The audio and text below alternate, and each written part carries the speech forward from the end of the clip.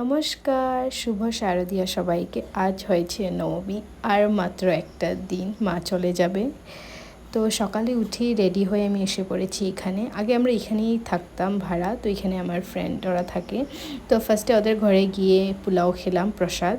আজকে এখানে ভোগ দেবে, তো এর জন্য আমি প্রতি বছর এখানে আসি অষ্টমী বা নবমীর দিন ভোগ খেতে, because it is mandatory, right? তো তারপরে আমরা এখানে ওয়েট করছিলাম ভোগের জন্য। তারপর টেবিল লাগালো, আমরা বসলাম খেতে। আজকে ভোগের মধ্যে ভাত, ডাল, পাঁপড়, সয়াবিন ভাপা টাইপ বানিয়েছিল শস্য দিয়ে, আর পনির দিয়েছিল। খাওয়াটা খুবই ভালো ছিল। তারপর চলে গেলাম ঘরে, কারণ বিকালেও বের হতে লাগবে লাস্ট মাত্র একটা দিন। তো তারপরে অল্প ঘুমিয়েছিলাম, রেস্ট করে উঠে রেডি হয়ে আমি আর মা বেরিয়ে গেছি। আজকে আমি আর মাই বেরিয়েছি।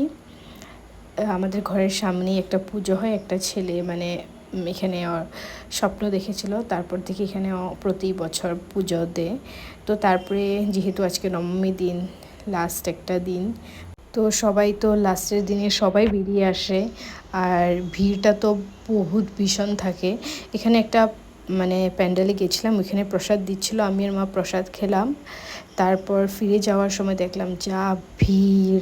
আজকে বেশি একটা ঘুরি নাই, কারণ আগে অলরেডি ঘুরে নিয়েছিলাম, আর শরীরটাও ভালো লাগছিল না, তো অল্পই সামনে এদিক ওদিক গেলাম। তারপরে ঘরে ফিরে যাওয়ার টাইমে এই পিৎজাটা খেলাম, বহুত বেশি tasty, only for 50 rupees, can you believe guys? তারপর ওইটা খেয়ে আমরা ঠাকুরের এখানে গেছিলাম। জগন্নাথ মন্দির আছে আমাদের ঘরের সামনে, কোনোদিনও দর্শন করা হয়নি, আজকে ফার্স্ট টাইম করলাম। So yeah guys, this much it for today's video. Like, share and subscribe.